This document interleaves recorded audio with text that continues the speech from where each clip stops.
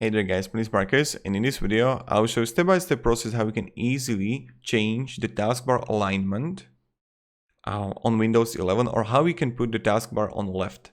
So this video is pretty simple and pretty easy, so if this video helped you, you can write down below in the comments that it helped you, so when other people will come here, they will know that it's actually worth it to watch it.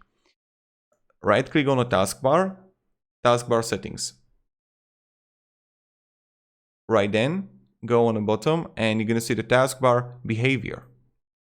Then you're going to have the taskbar alignment, and from center I will put it to left, like in ordinary Windows 10. So this is how we can change easily the taskbar alignment in Windows 11.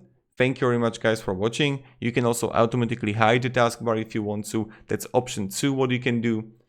And yeah, so this is how you can change the taskbar alignment. Write down below in the comments that it helped you, and have a great day and see ya. Goodbye.